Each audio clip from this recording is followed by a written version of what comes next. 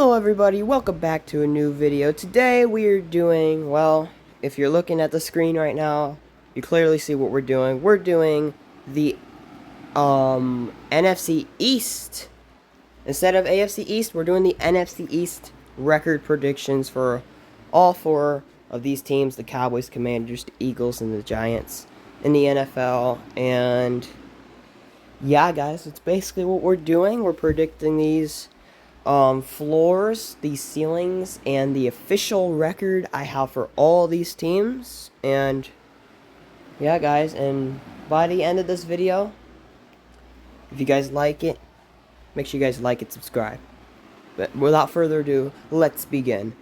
So, starting off with them Cowboys. How about those Cowboys? Well, they obtained George Pickens over the offseason, and Micah Parsons is very questionable for playing for the Cowboys now after they don't want to give him a deal. I have no idea what's going on with that whole thing, but it's just not looking too good for the Cowboys. And honestly, the Cowboys on paper are not a bad football team. It's just the way they finish things and their playoff success. The regular season, they do good in. But Dak Prescott got hurt last year. Everything was a mess. They had a whole bunch of problems on every single side of the ball. And it was just a mess. I mean, it really was. And honestly, getting George Pickens might seem small to a lot of people, but I think this is actually pretty big for the Cowboys. Because honestly, I would take George Pickens over Brandon Cooks, as he's with the New Orleans Saints now. And yeah, honestly, I would take George Pickens over Brandon Cooks. So that's a little bit of an upgrade at wide receiver too, to my opinion. And they still got CeeDee Lamb, and I don't think Dak is that bad of a quarterback. Let's be for real. I mean, I understand why all the Dak hate is coming from, but I also don't know why either. Like, I understand it, but I don't at the same time. I guess the only thing you really hate on him for is playoff success, but let's be honest, Mike McCarthy is just, or not Mike McCarthy, freaking, who's your owner?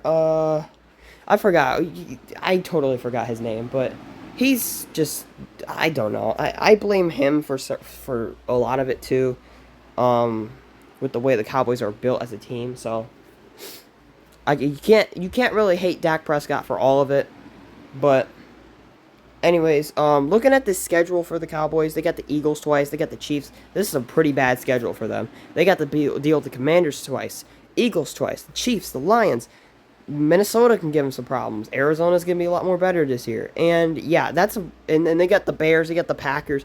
I mean, this is a brutal schedule for the Cowboys. And they even got Denver, so, and oh yeah, the Chargers too. Holy crap. Yeah, they really do have a brutal schedule this year. Every team is like almost tough that they're playing, nearly.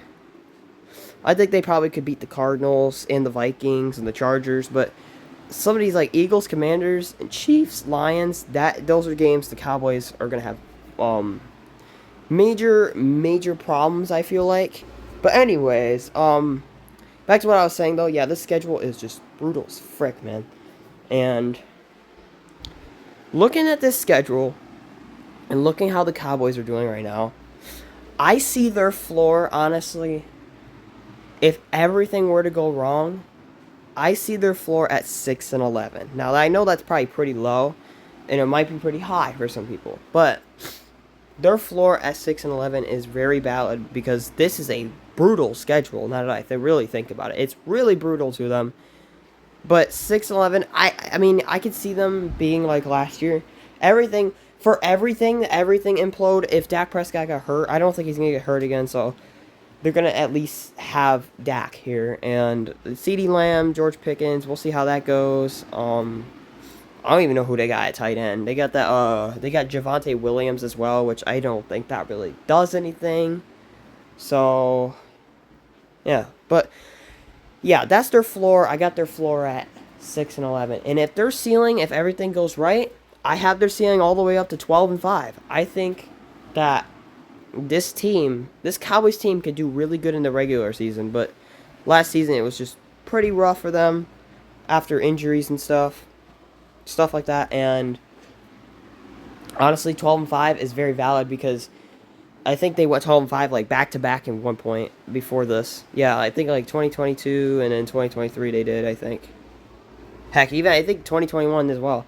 I'm not sure. I forgot, but yeah, the Cowboys they usually hit that kind of record. So, but that's for their ceiling. And my official record for the Cowboys is going to be 10-7, possibly making a playoff spot, depending on how this NFC goes by. But 10-7, I think, is pretty valid for this Cowboys team. That's having a recovering Dak Prescott and a potential Micah Parsons being gone situation. So 10-7 is pretty valid for this record because I think they could beat the Jets, Giants, Panthers, Cardinals, Raiders. I think they can eat all those easy games up, but then they got some tough ones.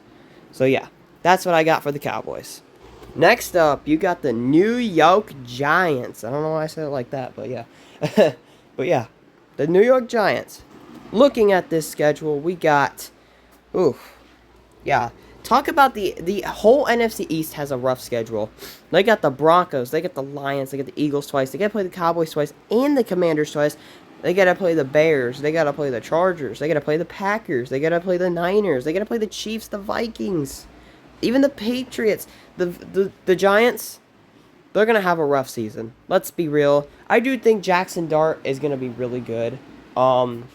Now, I think they declared Russell Wilson was going to be the starter going into week 1, so that's going to be a little bit interesting to see how that goes, and yeah, that's going to be interesting to see how that goes, because he looked pretty good in the preseason, but I don't know. We'll see how the Giants do. I mean, they got Malik Neighbors, they got Wan'Dale Robinson, they got Darius Slayton. It's not like they don't have receivers. It's just they haven't been able to play at their full potential in years because, well, freaking, they had who? They had Tommy Cutlets, and they had They had Drew Lock. I mean, it was crazy. They just had a whole bunch of quarterbacks back there, and yeah, it was just pretty insane quarterback carousel for the Giants. And as I look at the schedule, if everything were to go wrong for the Giants, sorry, I cannot speak because I'm still sick. But besides that, the Giants, for everything to go wrong, which I pretty much expect to happen because, well, it's the Giants, and still, I mean, I think their defense could be solid too, but judging based off the schedule, honestly, I could see the Giants being like 8-9 of a team if this schedule wasn't so hard. But since this schedule is so hard, if everything were to go wrong, I have their floor at 2-15. I think that is something that's going to be interesting to see from the Giants, because going into this season, the Giants, honestly, if I'm a Giants fan, honestly, I would have hope because your run game is not too terrible. You got decent wide receivers. And wide receivers that haven't even shown their full potential, which I think, and when they have actually been able to get the ball in touches, they've been pretty good with them.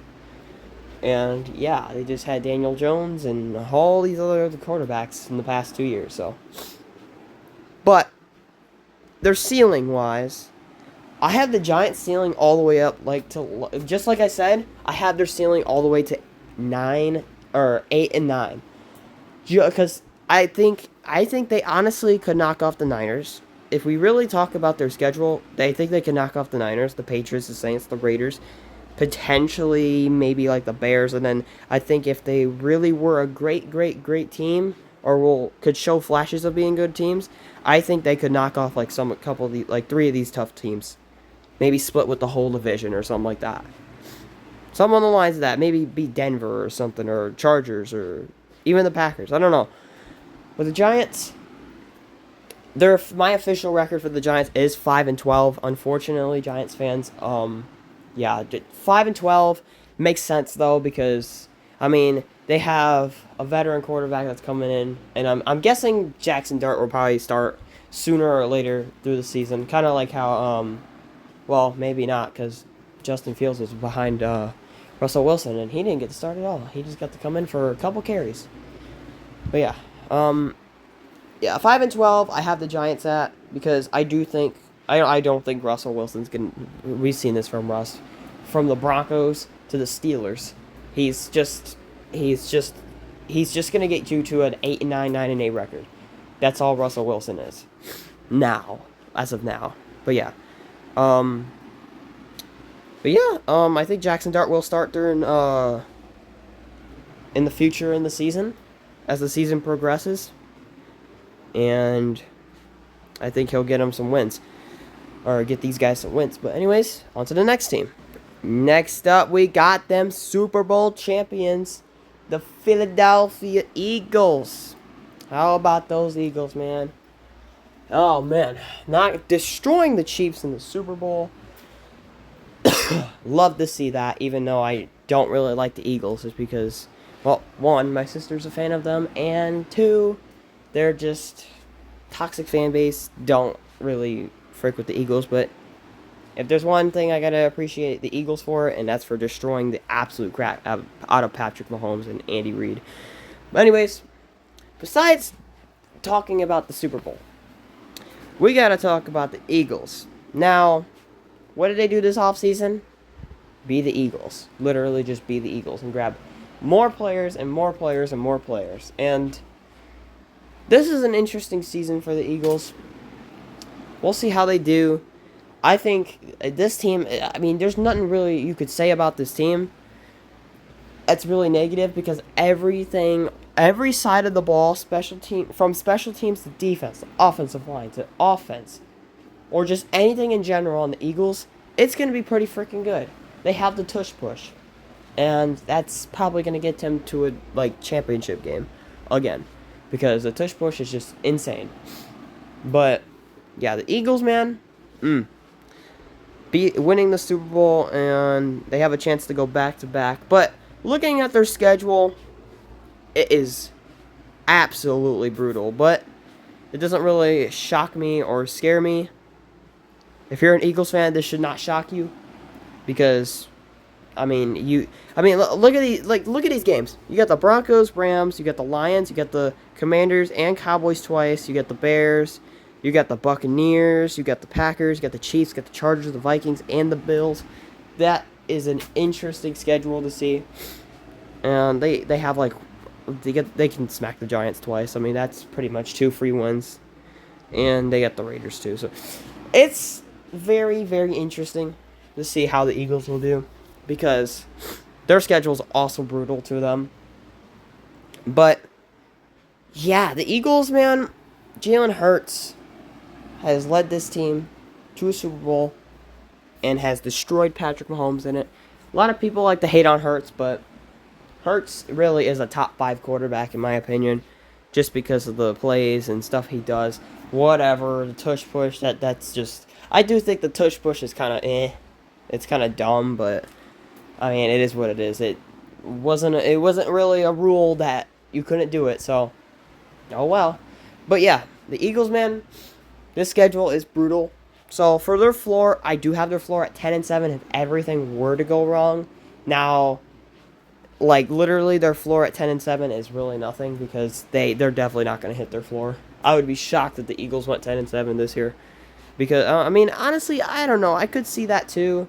It would just depend on a whole lot of things. But they just have Saquon Barkley, they got AJ Brown, Devontae Smith, Jalen Hurts, they got Jalen Carter, they got freaking that Mitchell guy, they got Cooper DeJean, they just keep naming it.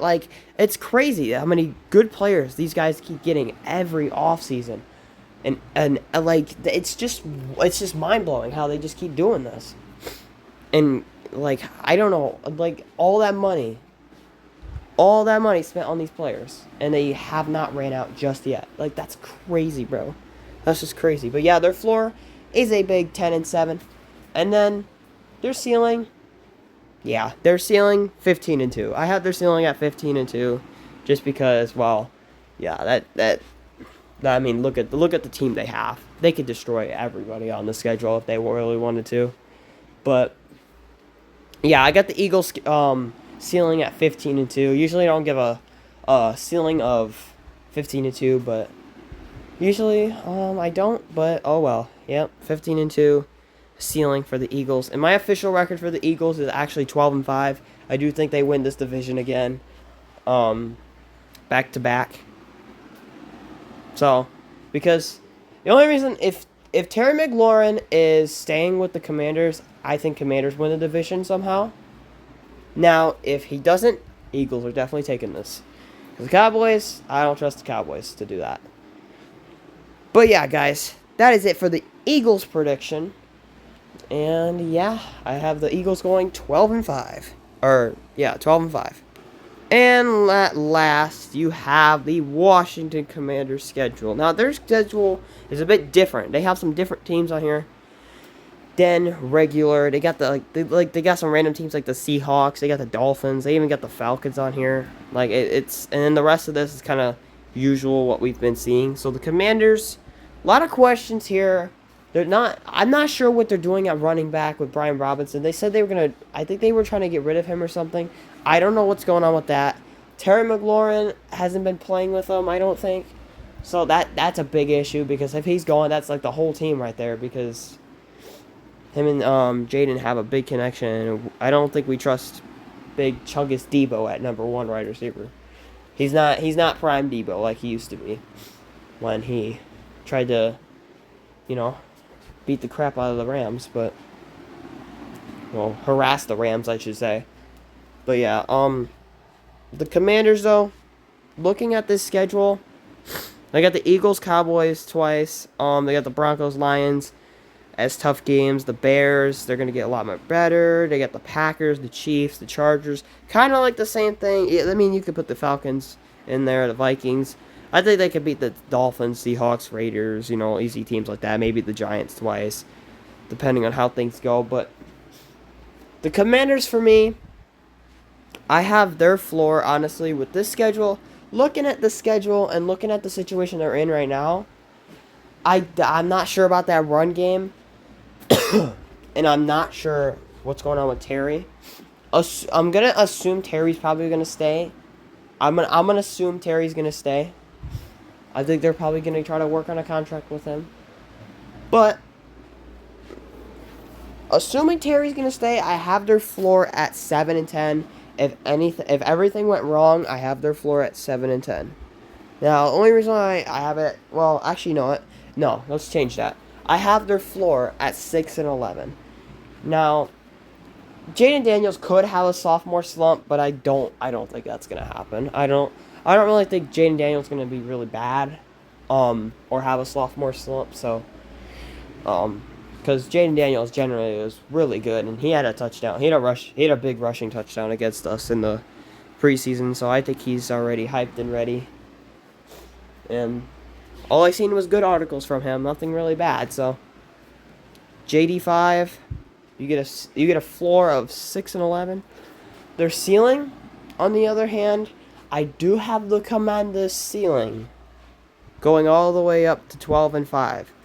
Now, the only reason why I have their ceiling at 12-5 is because if everything went right and Terry stays. That's the only reason why.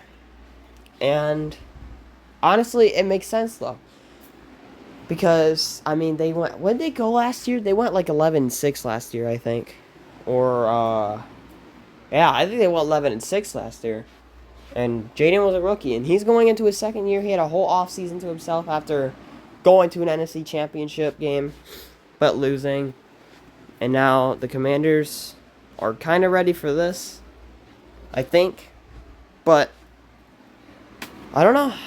The Commanders are such a weird team this year just because the run game's such a question mark, and now Terry McLaurin's a question mark too. So don't know. I don't know on either side. That's just the interesting part about this whole thing. But yeah, that's all I got for that. And their official record I have for the Washington Commanders this year is I got them going in second place with 11-6 record, back-to-back 11-6 records. If I'm correct, maybe they went 12-5 last year. I don't remember, either 12-5 or 11-6. But yeah, I got the Commanders getting to 11-6 and getting second place over the Cowboys. And that is the end of this video, guys. I hope you guys like and subscribe. Hope you guys enjoyed it. If you did, like and subscribe. Like I said, if you want to click that subscribe button, it's free. And yeah, nothing you really got to do. So, yeah, if you click that red subscribe button, you support me and help me. I would appreciate it. But if you didn't enjoy this video, I'm sorry.